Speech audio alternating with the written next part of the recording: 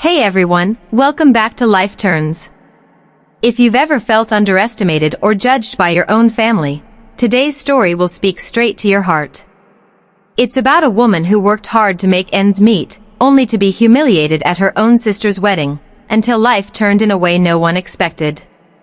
So sit back, grab a drink, and let's dive into this emotional roller coaster. I still remember the sound of clinking glasses and laughter that filled the wedding hall that night. My sister, Emily, looked stunning in her white gown, smiling like she had the world at her feet. My parents beamed with pride, and the guests couldn't stop admiring how perfect everything looked.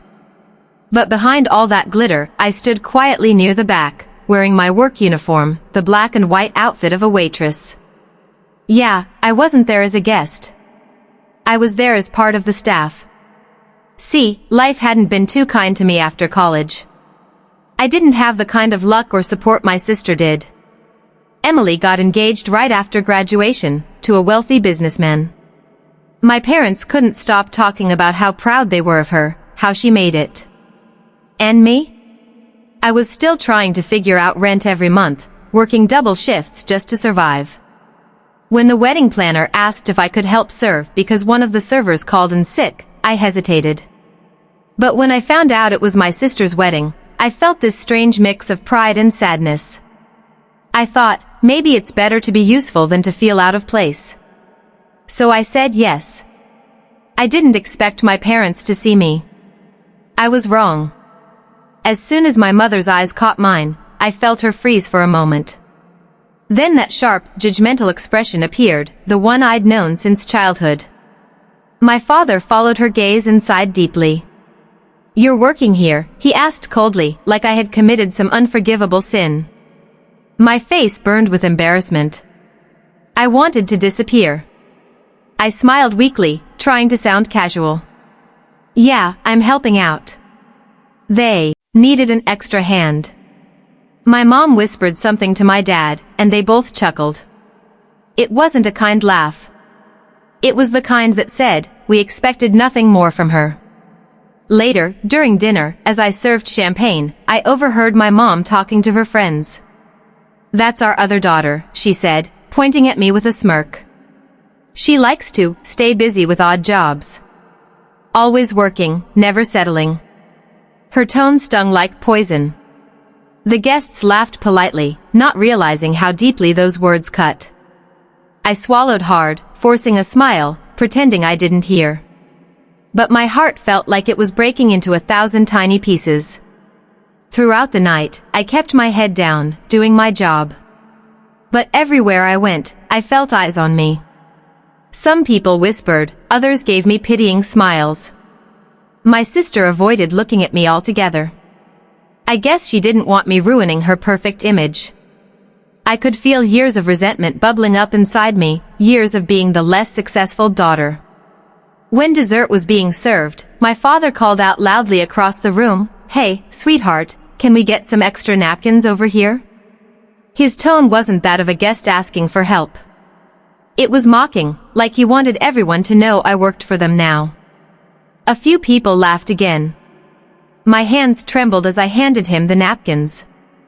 "Of course, sir," I said softly. Inside, my heart screamed. That's when something unexpected happened. My manager, Mr. Andrews, the event manager, noticed what was going on. He walked over, calm and collected, but with this quiet authority that made everyone go silent. "Is everything all right here?" he asked, looking at my father. "Oh yes," my dad replied smugly. "Just asking my daughter here for some help." "She works for you, doesn't she?" Mr. Andrews looked at me, then back at my father. "Actually," he said slowly, "she doesn't work for me. She's the acting floor supervisor tonight, and she's doing a fantastic job." The room fell silent. My parents looked stunned. My mom blinked, her mouth slightly open, not knowing what to say. He continued, "In fact, she was the one who handled all the logistics when the main coordinator had to leave. Without her, this wedding wouldn't be running half as smoothly as it is right now." For the first time in years, I saw something on my parents' faces I hadn't seen before, uncertainty. Maybe even shame. They looked around, realizing people were watching, waiting for their reaction. My mom tried to smile awkwardly, muttering, "Oh, we didn't know." But Mr. Andrews wasn't done.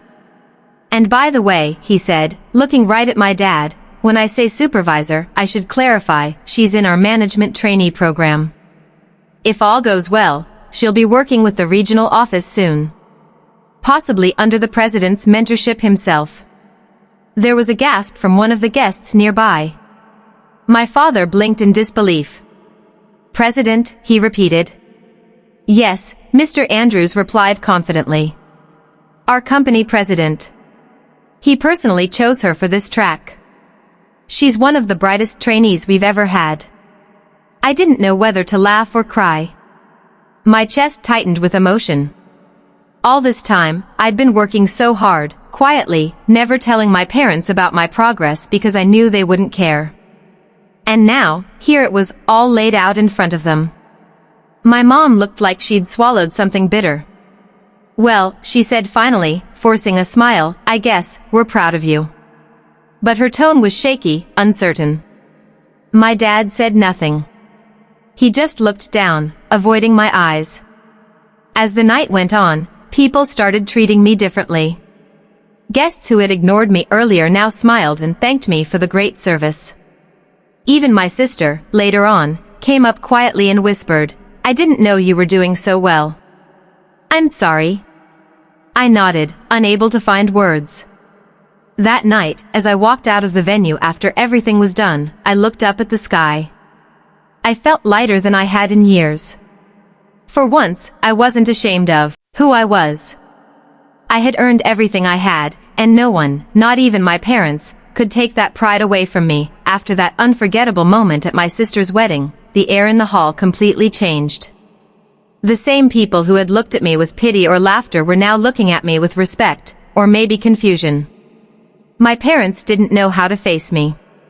I could feel their eyes following me all night, but I didn't look back. For once, I didn't crave their approval. I just wanted peace. When the event finally ended, I went to the staff room, took off my apron, and sat down. My hands were still trembling. Not from embarrassment this time, but from relief. It felt like a huge weight had lifted off my chest. I had spent years believing I was the disappointment of the family, the one who would never make it. But tonight, without even trying, the truth spoke for itself. A few minutes later, Mr. Andrews came in. "You okay?" he asked gently. I nodded, smiling faintly. "Thank you," I whispered. "You didn't have to do that." He chuckled. "Actually, I did. I've seen how hard you work. You've earned your place here. You just needed someone to remind everyone else of that." His words warmed my heart. The next morning, my phone wouldn't stop buzzing. My mom had called 3 times. My dad texted, "We need to talk." I didn't know if I was ready. After all the years of silence, guilt, and judgment, I didn't want a conversation that would end with excuses or fake apologies. But part of me still wanted closure. So, I agreed to meet them for lunch. When I arrived at the restaurant, they were already there. My mom looked tired, maybe embarrassed. My dad cleared his throat as soon as I sat down. "We didn't know you were doing so well," he said awkwardly. "You never told us." I looked at him and smiled sadly. "You never asked," I replied softly. The silence that followed said more than words ever could. My mom fidgeted with her napkin. "We're sorry," she finally said. "It wasn't right, what we did last night." I could hear the guilt in her voice, but I also knew how hard it was for her to admit it. "I just wanted you to see me," I said quietly. "Not the job I do. Not the uniform I wear. Just me." My father sighed deeply. "You're right," he said. "We were wrong to judge you. We thought success only looked one way. We forgot what real hard work looks like." For the first time in a long time, I felt something soften between us. Maybe it wasn't forgiveness yet, but it was the beginning of understanding. A few weeks later, I got the email that changed everything. It was from the regional office. The subject line said, "Congratulations, President's Program Selection." My hands shook as I read the message. I had officially been chosen for a one-year leadership mentorship under the company's president himself, Mr. Lawson. It was everything I had been working toward. The next few months were a blur of excitement, nerves, and hard work. I traveled to new cities, met people from different backgrounds, and learned more than I ever imagined. Mr. Lawson turned out to be a humble, wise man, nothing like the strict executive I had imagined. One afternoon, during a leadership session, he said something that stayed with me forever. Success, he told us, isn't about how loudly people praise you. It's about how quietly you keep going when no one does. Those words hit me hard. That had been my life all along. I had worked in silence, often feeling invisible, but maybe that's what built my strength. One day, during a company event, Mr. Lawson introduced me in front of the entire board. "This young woman," he said proudly, "reminds me of what perseverance looks like. She didn't let circumstances define her. She created her own." The applause that followed felt unreal. For the first time, I didn't feel small. I felt seen. When I got home that evening, I found a message waiting on my phone. It was from my sister, Emily. "Mom and Dad won't stop talking about you," she wrote. "They're finally proud. You should come by this weekend. They want to celebrate." I didn't know how to feel. A part of me wanted to say no, to stay away from the same house where I'd been made to feel less my whole life. But another part whispered that maybe this was my moment to heal, not to run. So, that weekend, I went. My parents had cooked my favorite meal. There were flowers on the table, and a small note next to my plate that said, "We're proud of you." I couldn't hold back my tears. My mom hugged me tightly, and for once, it felt genuine. "I'm sorry for the way we made you feel," she said. "We should have supported you all along." I hugged her back. "It's okay," I whispered. Maybe it had to happen this way, so we could all learn. As we sat together that night, laughing softly and sharing stories, I realized something powerful. Sometimes, people don't see your worth until life forces them to. But that doesn't mean you aren't worthy. It just means your light was meant to shine later, when it could burn brighter. A few months later, my company held an annual dinner. My parents came as guests. They walked proudly beside me as I was introduced as the assistant regional manager. The same girl who had once served tables at her sister's wedding was now being honored by the president himself. When I walked up on stage to receive my award, I caught my mom's teary eyes in the crowd. My dad clapped until his hands went red. In that moment, everything came full circle. Life has a funny way of humbling those who judge and lifting those who are patient. Sometimes, the tables really do turn, and when they do, they turn beautifully. Standing on that stage, under the bright lights, I realized that the pain, the humiliation, and the lonely nights I had faced weren't there to destroy me, they were there to prepare me. Every time someone laughed, every time my parents compared me to my sister, every time I felt like I wasn't enough, it all pushed me to keep fighting. To prove that my value wasn't tied to anyone's approval. After the ceremony, the president himself, Mr. Lawson, came up to me. "You did well, kid," he said with a smile. "You remind me of someone I once knew, someone who started from the bottom, too." I laughed softly. "You?" I asked. He nodded. "Exactly. The world loves to underestimate quiet people. But quiet people, they build storms." That line hit me right in the chest. Quiet people build storms. I carried that sentence in my heart from that day onward. Because that was me, the quiet storm my parents never saw coming.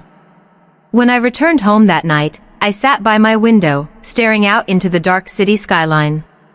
The streets shimmered with the glow of passing cars, and for the first time in years, I felt calm. I didn't need to chase validation anymore. I didn't need my parents' approval to feel proud. I had built my own worth, and that was enough. A few days later, my sister came over. She was different now, softer, more grounded. "I've been thinking a lot about that night," she said, referring to her wedding. "About how we all treated you." "I'm sorry." Her voice cracked, and her eyes filled with tears. I reached out and took her hand. "It's okay, Em. Maybe we all needed to learn something from it." She nodded. "Yeah," she said. "I learned that pride means nothing if it makes you blind to love." We sat there, two sisters who had finally stopped competing, finally started healing. It was strange how life could turn the deepest wounds into bridges of understanding. Weeks went by, and I continued growing in my role. I started mentoring younger employees, people who came from small towns, struggling backgrounds, or families that didn't believe in them. I could see pieces of my old self in their eyes, the same fear, the same uncertainty. I told them, "You don't need anyone's permission to succeed. Just believe in your own story." One afternoon, I got an invitation in the mail, another wedding. My cousin was getting married, and guess who was asked to organize the entire event? Me. Not as a waitress this time, but as the lead event manager from our company. When I arrived, my parents were there, waiting proudly at the entrance. My mom hugged me first. "Our daughter, the boss," she whispered with a proud smile. It felt surreal. During the wedding, I stood near the back for a moment, right where I had once stood years ago, holding a tray and hiding my shame. Only this time, I wasn't serving. I was supervising the entire event. My staff moved like clockwork under my direction. Guests complimented everything, the food, the decor, the timing. I felt tears well up in my eyes, remembering the girl I used to be. The one who thought she'd never escape her parents' shadow.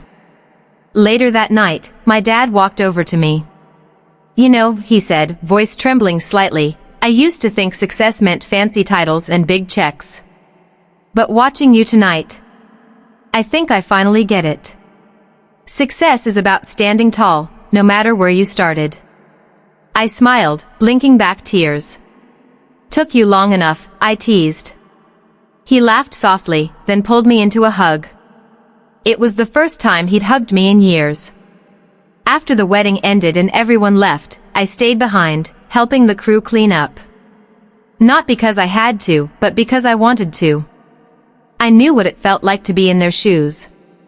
I wanted them to know that no job, no matter how small, defines your worth. When I finally got home, I took off my heels, sat on my couch, and smiled. My life had truly turned, not by luck, not by revenge, but by resilience. Sometimes, the universe takes its time to give you what you deserve. It tests your patience, your strength, your faith. But when that moment finally comes, when your worth shines through, it's brighter than anything you ever imagined. And that's what I want anyone listening right now to remember.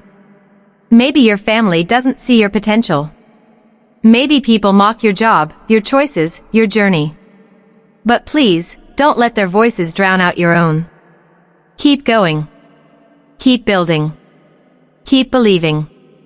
Because one day, those same people will clap for you, just like mine did. The night I was called the waitress at my sister's wedding felt like the lowest point of my life. But looking back now, I realize it was the turning point. The moment life started changing direction, not against me, but for me. So if you're out there, feeling unseen or underestimated, let this story be your reminder, you are not behind. You're just being built. Quietly. Strongly. Beautifully. And when your time comes, when your light finally shines, don't dim it for anyone. Stand tall. Smile. And let them see what they missed. Because life doesn't just turn once. It keeps turning, for those who never stop moving forward.